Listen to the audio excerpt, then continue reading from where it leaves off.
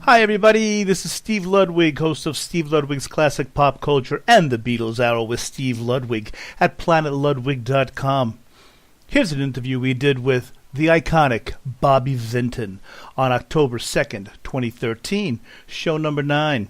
To hear the entire show, complete with music and retro commercials, check out the menu at planetludwig.com. And now, please enjoy the interview. My guest right now live, the one and only, the legendary Mr. Bobby Vinton. Bobby, thank you so much for joining us. Thank you. Hello, everyone. Nice to be on the air. Oh, it's a pleasure, and it's a real honor to have you on, sir. I'm a first-generation Bobby Vinton fan, so I can't tell you what this means to me to speak with you. You know, I'll tell you, looking at your schedule, Bobby, you are still so active touring, and, I mean, you seem to be forever young. Does touring help you stay young? I think so. I look forward to it, and you know, you travel. There's a reason to get dressed up, and a reason to shave, and there's a reason to get out there, travel around, and meet the people. In fact, I enjoyed a lot more today than I did back in the early years because I'm forever grateful that I can do it. That there is a place for me to go and perform, and people still want to be entertained and hear these songs of mine. It's a great feeling, and I'm very happy, very content. You know, speaking of entertaining, if I can just let our audience know, some of your upcoming shows. October 9th, you'll be at Topfield Fair in Boston, Mass. October 19th at the Sands Casino in Bethlehem, Pennsylvania. Queens College, October 26th. The Villages on November 7th at Villages, Florida. Before we came on, Mr. Vinton, I gave everyone the lowdown, but I wanted to say it with you here as well. Will you be returning to the Blue Velvet Theater in Branson anytime in the future? No. I sold the theater. I was there for 10 years. It was great. Did 2 shows a day. But after 10 years doing 2 shows a day in one spot, I look forward to traveling. I look forward to getting on a plane and going someplace new and different. And I don't want to really perform that much. I maybe do 2 or 3 shows a month. Just enough to get out to make sure I can still perform, and it's special events for me. It must be so gratifying, though, after all these years, to see all those smiles still at the live shows. Yeah, it's something. It's been a good career. I made movies with John Wayne, Big Jake, and Train Robbers. I had my own television variety show for 3 years. Played all the places from Copacabana to Las Vegas to England and to Japan. I traveled the world. Even in Italy, I went to Italy. I sang at the San Remo Festival in Italy, which is a big musical event there. And so I've touched a lot of bases. You know, I have to share a personal story with you. You mentioned your TV show. I was on from mid-70s, 75 to 78. My grandmother, this was her ritual whenever the Bobby Vinton show was coming on. She would get her can of Rheingold beer, sit in her chair, and watch her Bobby Vinton show, which she loved among all other shows, and then she would go to bed. Her night was complete. So I'm glad I made somebody happy. I hope you didn't drink too much. I was just enough to put her to sleep. But my point was, you've made so many people happy with all the things that you've done. You know, the movie Blue Velvet, one of my favorite movies. May I ask your opinion of that movie, David Lynch's Blue Velvet movie? Well, I was in Vegas performing at the Sands Hotel. David Lynch was writing it in my dressing room. He was in my dressing room writing the script. He said he's going to do this movie. He wanted me to play the detective at the end. I didn't want to be in the movie. I said, well, what's it all about? He says, perversion. I said, well, you don't want me. You want like a rock and roll band, guys with long hair on drugs and all. He says, no, that's the contrast that I want. I want the perversion of the movie in the sweet innocence of Bobby Vinton singing Blue Velvet. It's a contrast, and that's going to shock people. And it did. It did. He's some director. What was David Lynch like? Very quiet guy, very reserved. He looked more like my accountant than the guy who would write a movie like that. Mm-hmm. And you know, that movie was such a hit, especially in England, that in England, they made a television commercial for Nivea cream, the cream in the blue bottle. And Sure. on television, to put cream on a sexy girl's body, the commercial was like the movie, far out. In fact, they wouldn't permit it here in the United States. They could only play it over in Europe.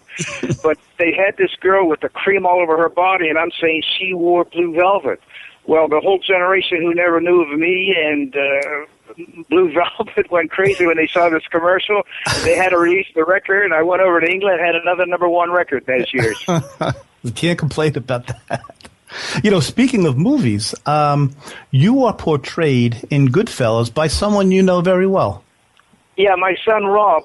Once again, I don't know why everybody wants to get in the movies, and every time somebody called me, Martin Scorsese called, they wanted me to be in this Goodfellas, and I said, no, I don't really want to. I'm going to live in L.A. I got a flat in New York. I'll send you my son. He says, I like that idea better because he looks like I did when I was singing at the Copacabana. So he has a scene where he's singing Roses Red when the Goodfellas go to the Copa. And those were some years, I'll tell you. I mean, I really had a great time in that place. It was funny. I used to perform, and on stage, if it was packed, and one of the boys would show up, he'd say, I want a ringside table. They said, well, it's packed. And he said, but I want a ringside table. So they'd bring a table like on the stage in front of everybody. The waiters would just bring a table right in front of where I was singing and put them down. They said, now you got a ringside table. And then nobody argued. What was it was an interesting place and an interesting time. Yeah, I was going to say, are there any favorite stories you can share with us on the air? No, nothing that I want to share on the radio. Well, then that's a good thing, I guess. That must have been pretty exciting. Actually, all the guys that I knew then are either dead or in jail. But that was a long time ago, and it certainly was a wild place and something that will make an impression on you. Bobby, you have you ever met the Beatles? The reason why I asked that is I did. Well, you know, my manager was Alan Klein. Yeah. And I was doing very well, and Alan Klein was my manager. And when the Beatles came over here, and the Rolling Stones, they wanted him as a manager because he was handling finances good, and he was a bright guy. So Alan had the Beatles, Rolling Stones, and me. And I remember one time being there with Mick Jagger, and one day, and the Beatles the other day, and I asked. Mick Jagger asked me, he says, how does it feel about us coming over here and taking a play away from you? I mean, I said, well, in a way, you guys have eliminated my competition. I said, in those days, in the 60s, when I would sell a record like there, I said it again, 2 million copies, it was 1 million to the teenagers and 1 million to the adults. And I said, now that you took the teenagers, I still had the adults, so instead of selling 1 million records, 2 million, I sell 1 million records. I said, but all these other guys, they're in trouble. I mean, what else can I say? But, you know, I certainly knew Ellen. I certainly had met, you know, the Beatles. In fact, when the Beatles came, come to think of it, when the Beatles came to Shea Stadium, I went there with the Rolling Stones, and we all hung out together. In fact, if you ever get a copy of the TV guide 40 years ago, I think, the Beatles playing Shea Stadium, you'll see a picture of me in the TV guide that salutes the 40-year anniversary of the Beatles at Shea Stadium. I'm there with Mick Jagger and the Beatles and all that, and everybody's crowded around me. So it's some TV guide to get. You know, the Beatles really loved American artists. They must have been so thrilled to meet you when they did. I mean, you represent American. But I was the American guy. In fact, they say that the Beatles knocked me off from #1, and that's when they took over. And if the Beatles hadn't come along, my style of music would have been around a lot longer, of the love ballads and the violins and all that. And they changed the course of the music history. But they were very kind, and I mean, they were young. I mean, they were really nice people. I mean, I had nothing against them. I thought they were talented people, and I had no idea they're going to be so big, though. I mean, I had no idea Mick Jagger would be selling out stadiums 50 years later. Right. I mean, it's just amazing, that music, yeah. You know, you mentioned your love songs. Billboard magazine has called you the most successful love singer of the rock era. That must be a great feeling. Richly deserved.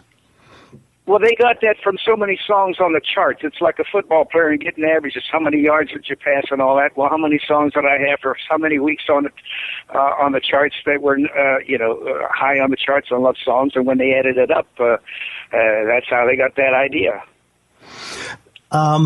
Your dad, Stan Vinton, he was a band leader. He had a lot in shaping your musical life? Yes. I'm from Cannonsburg, Pennsylvania, right outside of Pittsburgh, and back in those days, they used to have dance bands. That's what people used to go and dance into. As a kid growing up, I only knew big band music because my father had this band, and that's all they talked about. Where's the band playing this weekend? I used to see these musicians come to my house and rehearse. And so when I was about 15 years old, I played in my father's band. Then I went to Duquesne University, where I started my own band. And it was very successful in the Pittsburgh area. In fact, when singers would come to Pittsburgh, they would use my band to back up the show. I mean, I backed up Sammy Davis Jr. I learned show business from Sammy Davis Jr. Just playing the saxophone and watching him and his routine and the music and the way it's written. In fact, today I write all my musical arrangements. Every note you hear on my show with the trumpets and trombones, I write. But back then, whoever came to town, I would back up. And I was doing one show, and Dick Clark came, and I was backing up one of his shows, and he said, wow, you got all these young guys, and you got all this energy, and we're all moving, and he says, I want you to be my band leader and go on tour. So I went on some of Dick Clark's biggest tours, and I remember Fagan was a star, and Brenda Lee, and Chubby Checker, all those early 60 stars. They all knew me as the band leader.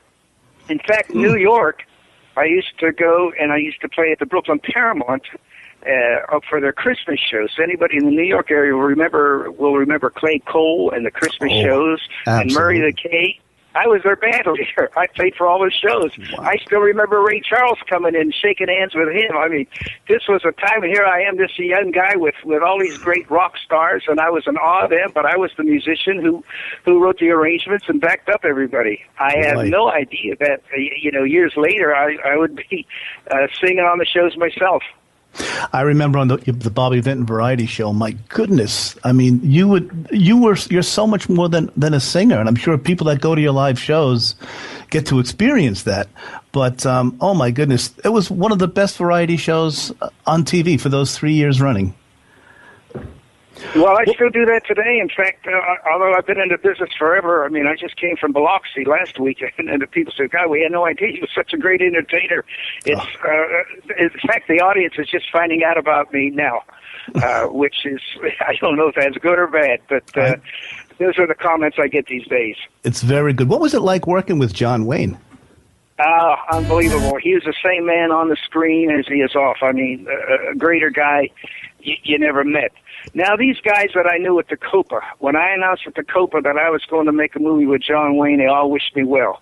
A few days later, I get a call from one of my boys, and they said, hey, is John Wayne helping you? Is he really going out and doing, is he going to make you a star? I said, he hardly talks to me. He says hello and goodbye. I said, why? They said, because John Wayne Jr. is performing here in Yonkers. We're going there. We're going to help him out. We're going to get him a recording contract. We're going to get him good reviews. We're going to put him in the clubs. And he told us that if we do all this for him, he would tell his father to do things for you in the movies. And I says, oh, I wish you guys would have done it. I appreciate it. I said, you can't play these type of games at John Wayne. Come on. He says, hey, he's going to do it. So a couple of days later, I see John Wayne. He says hi, and he keeps on walking like he doesn't know me. This happens 2 or 3 days. They keep on calling me from the Yonkers. They says, what's he doing? I says, he doesn't even talk to me. He says, it's strange. The son is saying that I'm talking to my father. You guys make me a star, and my father's going to make Bobby Vinton a movie star. So about the 5th day, I see John Wayne. I go up to him. I says, hey, Duke, I says, I understand your son, John Wayne Jr., is doing great in Yonkers. He looks at me, says, who? I said, John Wayne Jr. He said, there ain't no John Wayne Jr. I said, well, there's some guy in New York that said he's John Wayne Jr., and he says, God, he says, I heard about this guy. He says, he's going around telling everybody using my name. I wish he wouldn't do that. I wish I knew how to way to stop this. I said, well, when I tell my friends that he's not John Wayne Jr., I don't think you're going to be hearing about him too often. He says, what are you talking about? I said, well, these guys, they called me that John Wayne Jr. they were going to help John Wayne Jr., and you were going to help me to make it in the movies. And John Wayne looked at me. He said, "You would be involved with a low-down trick like that? You would do something like that?" I looked at John Wayne. I said, "You damn right I would." He stopped a minute. He looked at me and said, "Well, let's go have a drink." And from that day on, I was with him every day. We became the best of friends. What a great story that is. Oh, my God. In fact, I got a telegram hanging on my in my office here when John Wayne was in Massachusetts at the hospital there for cancer, and he was in bad shape. He was watching my television show that you've been talking about, and he sent me a telegram saying, "Hey, I'm watching you, but quit acting so cute." He says, from your real father, R-E-E-L.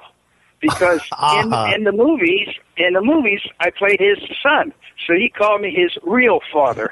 I mean, can you imagine? Can you imagine a guy from a small town in Pennsylvania being associated with a great star like that? And I mean, it's just I still got the goosebumps telling you about this guy. So you're asking me what kind of guy he was?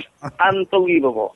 Well, I'll tell you, Bobby, you said John Wayne was a great star. You are one of our most beloved stars, and it's so great that you're still performing. As you said, not as much, but everyone, whenever you get the chance, please see Mr. Bobby Vinton. Now, Bobby, I'm going to give, after we hang up, I'm going to give your appearances again, but I want everyone to know BobbyVinton.com. You can get all of Mr. Vinton's concert dates. And Bobby, I cannot thank you enough for coming on. This has been a real honor for me and a real privilege to speak with you. And I can't thank you enough. Well, thank you. It's always nice to speak on the radio and tell my stories because I had a better time than you. Well, I'm sure you did. And best of health to you. And